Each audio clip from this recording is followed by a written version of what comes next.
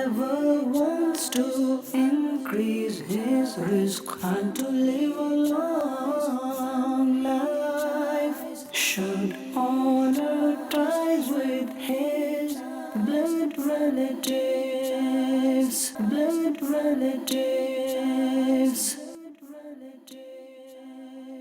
Alhamdulillahi Rabbil Alameen. والصلاة والسلام على سيد المرسلين أما بعد فأعوذ بالله من الشيطان الرجيم بسم الله الرحمن الرحيم الصلاة والسلام عليك يا رسول الله وعلى آلك وأصحابك يا حبيب الله الصلاة والسلام عليك يا نبي الله وَعَلَىٰ آلِكَ وَأَصْحَابِكَ يَا نُورَ اللَّهِ. It is an act of adab, respect and honor that each and every time we as the ummah of Nabi Muhammad sallallahu alaihi wasallam, we need to constantly remember to send salawat and salutation upon the Holy Prophet sallallahu alaihi wasallam.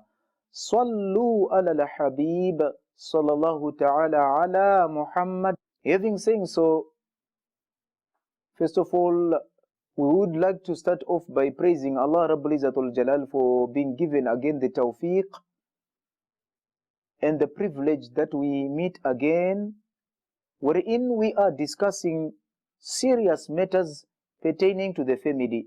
The name of the silsila is Family Matters or Family Issues. Those issues and points and rules which relate to the family. Today we will be discussing some other points which will, as a silsila, as a ongoing topic. There will be some subtopics each and now and then in order for us to go into depth of the matter. So in order for us to understand what is it that Islam wants from us, or what is it Allah subhanahu wa ta'ala wants us to do in as far as our family is concerned. So there are some points which I feel like if we discuss today, but it's not going to be the main discussion, like who are the family members? Who are the family members? We are talking about who are we obliged to have this allegiance, to have this pledge, to abide and to follow and to maintain with them. Who are those people? Ulama, they vary in as far as who are they. We are not going to go into the nitty-gritty of fiqh, but inshallah this is very, very, very, very good to always visit the books of fiqh, and when we shall find the classification, you will find the laws of inheritance. Who are people, who are they who have got the right to inheritance? Not only the whole of the family have got the right to inherit. The topic we are not going to touch is to who are the people who deserve, but inshallah we leave it for the scholars, that you people, you need to refer back to the scholars, and you need to refer back and need to ask and need to constantly read, and inshallah with further details like inheritance and other family aspect laws, you'll be learning as to how the relationship are categorized and the further, the close, and how they interlink. So this is not the point of discussion in this topic today. And also, today we want to discuss how to maintain family ties. How to maintain family ties. This is a very good question. How are we going to maintain the family ties? So the episode of today is on how to maintain family ties. Generally, there are ways to maintain our ties, and I would like to acknowledge this, that this one here, it have got also to do with urf. Many a time we did talk about breaking the family ties, but how to break it? It's not like a glass wherein you take it, then you throw it down and it is broken, or an egg by the slippery of the hand, it will break. We're not talking about all these things. There are things of which, some actions of which you say you do this, or you say these words, it's like you're breaking your relationship. So these things, some of them, they are being left on the discretion of the society, which we call urf. So with me here today, I'm going to mention some other tips and some other things which will, if we do like this, will be regarded as from the people who are maintaining our family relationship. Number one, we have got a ziyara. as ziyara. Ziyara, it means to visit one another. Yani you go there, you make, especially this is a very good tradition. It's a very good sunnah also as well, that we as parents, we must teach our children at young that they need to go visit one another. And so that they start to love one another. You go there, they start to know this one is my cousin brother, this one is my nephew, this one is my niece, this one is what. Because we'll be visiting one another. They let them spend time together. We connect and we share. We will see. We'll have got to create that sense of longing, sense of belonging also in this early phase of tarbiyah of the children. So ziyarah is very, very important. And for example, let's say that in a community, the cousins, they are staying together. Yeah, we have got now the right that we go there and we visit one another to strengthen the bonds. Of course, within the limit of Sharia, wherein the mahrams are mahram and the ghairi mahram are also ghairi mahram. All these things, we have got to do it under the eyes of Sharia. So now, this is something which is very, very important as ziyarah. We need to constantly visit one another. And in English, you've got a saying that a single drop of rain does not constitute the rain season. A single visit also does not constitute mahabba. And from among is the thing which will make it easy, al-istidafa. Al-istidafa. Al-istidafa, it means to make them guest, to make them, to be visitors, to make them guest. Yani, you find that in most of the people, alhamdulillah, who Allah Rabbul Izzatul Jalal give them a lot of sustenance, they've got guest room by their houses. So this guest rooms is for who? The relative come and enjoy, host them. You find that in some other brothers, Allah Rabbul Izzatul Jalal has given them a lot of sustenance, alhamdulillah. They've got by their houses guest house. So let them host your family. They deserve to be spoiled with all your goodness. Let them enjoy the privilege. Al-istidafa, to make the guest to come and visit you in form of your family. It is something which is highly, highly, highly, highly recommended. And from among us, the thing from among us maintaining the family relationship is what? It's constantly always asking them of goodness, to try to ask them about their safety. Are they safe? Are they fine? Constantly to keep on phoning them, to keep on finding them. Nowadays it's easy. Allah Rabbul Izzatul Jalal make it easy with this technology. It's now easy. And a long time ago, it started by you need to visit. Nowadays, cut the cost. If you cannot visit, you can phone. And those days also phoning was very expensive. But with this constant improvement of technology and the infrastructure, we find that nowadays we've got now simple avenues like social medias. Just try to connect with your family there. If a family group affiliate in the family, always keep on asking them about their goodness. Are they fine? Are they well? Where the country where they are staying is it safe? And all this, it makes them to feel that sense of longing. So constantly we need to keep on and to keep on making a research about them, trying to see that are they well? Are they okay? That there's no any problem on their side. Are they financially equipped? Is the children going to school? Are they not sleeping with hunger? You need to inquire. You need to be well equipped with this for us to keep on constantly asking them about their well-being. We need also to try to spend on them. This is part of maintaining the relationship. It's like a car. When one buys a car, in order for that car to keep on going for miles and miles, you need to constantly revisit and check the car. By servicing the car, you see, you spend on the car. So why not spending on the family? Isn't it spending is part of what? Of maintaining the car. So spending in the family is part of what? Maintaining the family. You need to constantly do this. To keep on spending on them. Let us try to know, so that we can start to know that there are poor people from amongst them. Of course, one of us may be the possessor of zakah. It won't make any sense. Of course, there will be reward. But I'm saying that in as far as sense is concerned, that you go and give other poor people, but in your house, they are poor people. If you want to command other people with what you yourself you are not doing, in essence, you'll be like a doctor who is sick and curing other people. Charity begins at home. It's an adage which is well known in English. These are the things which we need to understand, that if we do this, viewers of Madani Channel, spending need to start with the family. Need to start with the family. Wa ita'i dhil qurba in Suratul Nahl, and to spend on the relatives, the family ties. So in order to make these things right, we need to understand that we need to spend on them, because this is very, very important. Spend on your family first, then you go out. If you've got zakah, those people who are eligible to get zakah, except your mother and father, because these are the people you are not allowed to give them zakah. These are from those people whom you maintain. I'm talking about those far distant relative which you can help with your zakah. Then count and calculate and give to them. Then you'll get also the benefit of killing two birds with one stone. Learn in life to treat people according to their ranks. Learn in life to treat people according to their ranks.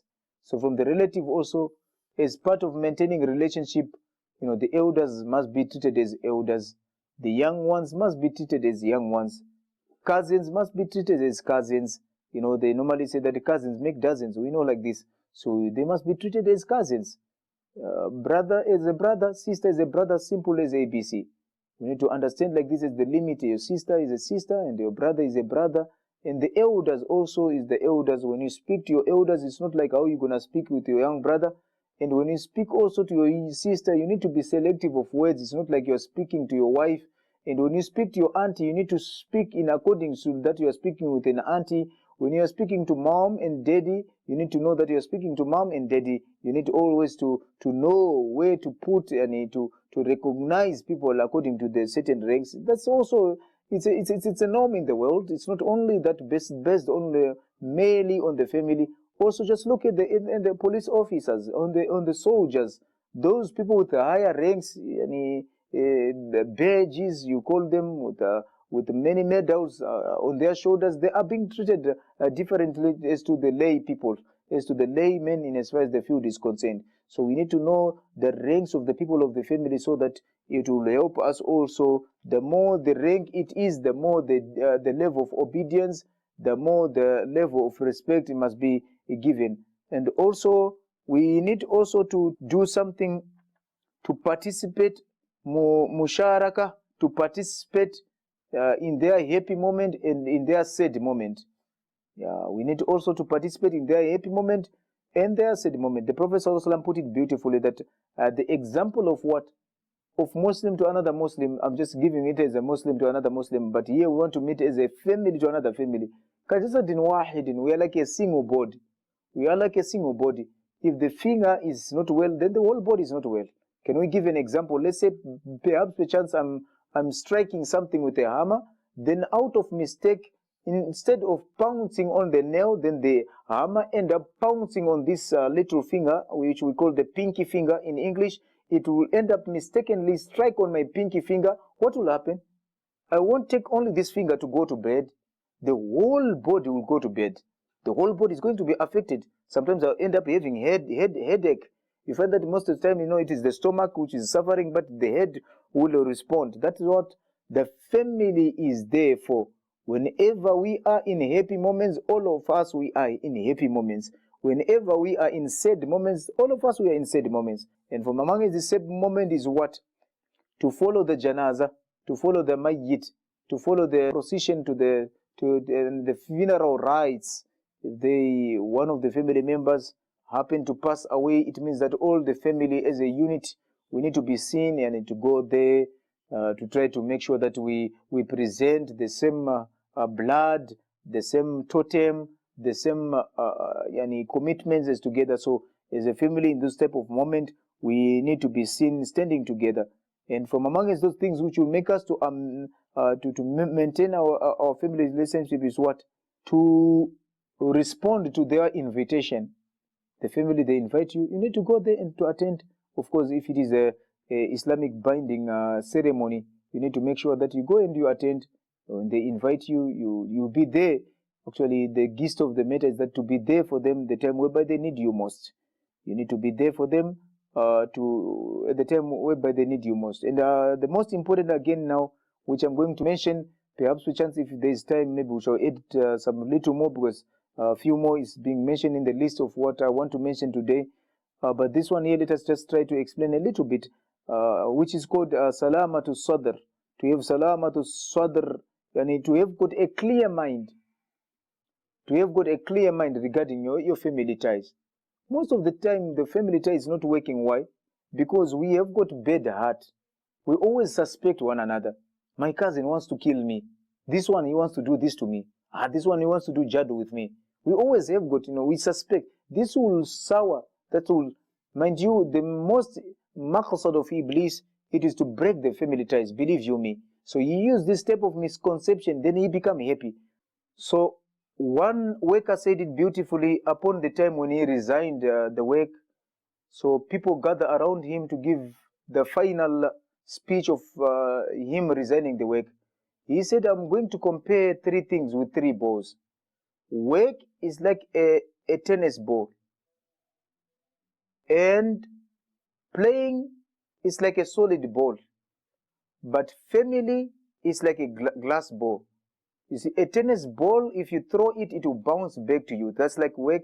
You can leave a work today, and tomorrow you can get another one. Then this solid ball, if you fall down, you see, it fall, you can always pick it up. That is like leisure. Each and every time we put it down, we can pick him up, we put him down. But family is like a ball made of glass. It's like a glass ball. Whenever you throw it, it's going to break, my brother, my sister. You won't be able to retrieve it back.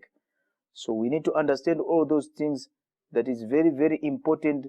That all this, the type of ghish, ill feeling towards your family and bad suspicion. Already suspicion is not allowed in Islam. But it is now, if you do it in your family, now just look how nasty it's going to look. That, oh, they don't like me. They don't like me. It's not like that. It's your family. They love you. They like you. Of course, misunderstanding in life, it is part and parcel of life. One sayer said it beautiful. A poet said it like the relationship between us and our family is like what? It's like the teeth and the cheeks and the tongue. The teeth and the cheeks and the tongue, they are together. As I'm talking, I'm opening my mouth. The tongue is rolling and the teeth is not biting the tongue. I'm talking like this. But when I eat, sometimes out of mistake, the teeth will what? Will bite the tongue. Sometimes it will bite the cheeks. But they don't revolt. It was because of a mistake. They know that the teeth will fight with the tongue. No, it's about the mistake. And the cheeks will get healed, or the tongue will get healed, and we will continue to eat the food. Alright, that's how it is in life. There always chaos and misunderstanding is always there in life. We found it there, we are going to leave it there. So whenever there's a misunderstanding, let us just not to carry it, the squabbles of yesterday and the quarrels of yesterday, and bring them in today and try to ferry them for tomorrow. Whenever we quarrel, let us quarrel and finish. It is happening. Somebody said that is the nature of the family. The quarrels in a family is the nature of family. It makes the family more better. May Allah Rabbul Izzatul Jalal make us to understand. May Allah Rabbul Izzatul Jalal heal our families. And may Allah Rabbul Izzatul Jalal bring back the structure of the family into us. It is something which is very, very important. It is something which will make us to have a place and to have where the sense of belonging. When there is no a family, there is no a community. When there is no a community, there is no a ummah. The ummah is like a family. It starts from your family of your house. It will spill on to this broad sense of being belonging as the family. There is no need of hating one another. There is no need of having animosity with one another. Or somebody said in English that the world is very short. And I wonder where people get time to hate one another. He said that this dunya is so short. And I wonder where people have got time to hate one another. May Allah Rabbul Izzatul Jalal bless one and all. Sallu ala al-Habib. Sallallahu ta'ala ala Muhammad. Salatan wa salaman alayka ya Rasulallah. Whoever wants to increase his risk and to live a long